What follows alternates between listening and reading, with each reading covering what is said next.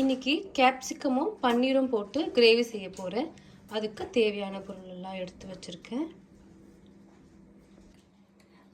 இப்போது இந்த பாட்டில் onion first போடுறேன்.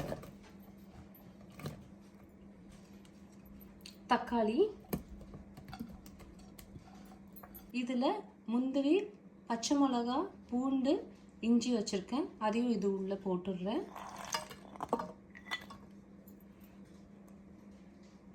இது முழுகிற அளவுக்கு தண்ணி போடுறேன், ஹாட் வாட்டர். பன்னீரை கியூப் மாதிரி கட் பண்ணி வச்சுருக்கேன். இதில் ஹாட் வாட்டர் போட போகிறேன்.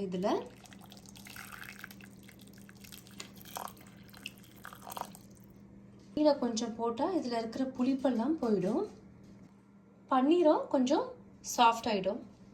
நல்லா சாஃப்டாகவும் ஆயிடுச்சு.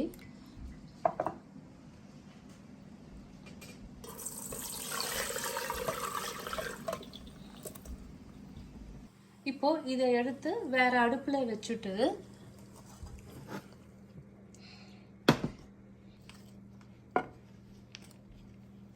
ரெண்டு ஸ்பூன் பட்டர் போட்டிருக்கேன். இதில் பன்னீரை போட்டுடலாம். கொஞ்சம் உப்பு,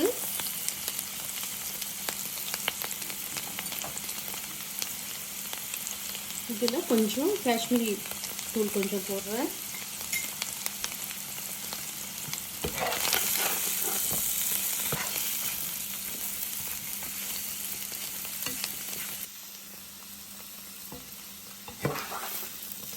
இதை ஒரு தட்டில் எடுத்துடலாம்.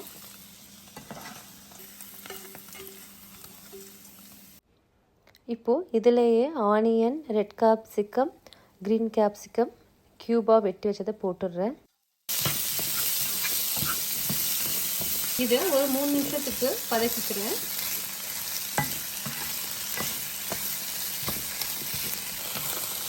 இதை இந்த தட்டில் போட்டுடுறேன். ஆறின பிறகு மிக்ஸி ஜாரில் போட்டு இதை அரைக்கணும். இதை இப்போ ஆஃப் பண்ணிடுறேன். ஒரு 7 நிமிஷமாக நல்லா கொதிக்குது. இறக்கத்துக்கு முன்னாடி பச்சை மிளகாவை நான் இதுலேருந்து எடுத்துடுறேன். ஆனியனை தண்ணியிலேருந்து வடிச்சிக்கிறேன். மிக்ஸி ஜாரில் போட்டு அரைச்சிக்கிறேன்.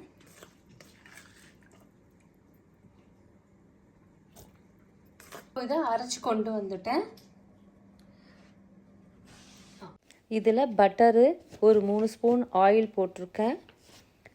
இது உள்ள சீரகம், 2 பிரிஞ்சி இலை, லவங்கம், பட்டை சேர்க்கணும். பொரிஞ்ச உடனே 1 டேபிள் ஸ்பூன் காஷ்மீரி சில்லி இதில் போடுறேன். அடுப்பை சிம்மில் வச்சுட்டு மிளகாத்தூளை போடணும். இந்த அரைச்சி வச்ச இதையும் போட்டுடுறேன்.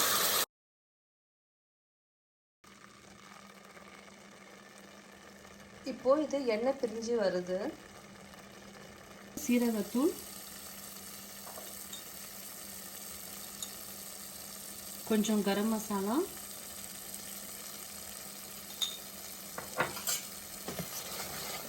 எண்ணெய் விட்டு வருது. இதில் ஆனியன், டொமேட்டோ வேக வச்ச தண்ணியை இதில் உள்ள போட்டுடுறேன். இதோட இந்த மிக்ஸி ஜாரோடையும் கொஞ்சம் தண்ணி போட்டு வச்சுருக்கேன். இதையும் ஊற்றிடுறேன். இதில் சின்ன ஸ்பூனில் ஒரு 3 ஸ்பூன் போடுறேன் உப்பு. கசூரி மேத்தி போடுறேன். இப்போ இதில் குடமிளகா போட்டுடுறேன். இந்த பன்னீரையும் போட்டுடுறேன்.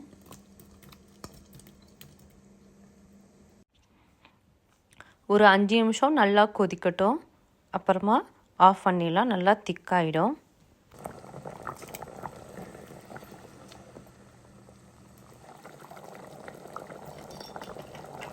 இப்போ இதில் கொத்தமல்லி போட்டுட்டு இறக்கிடலாம்.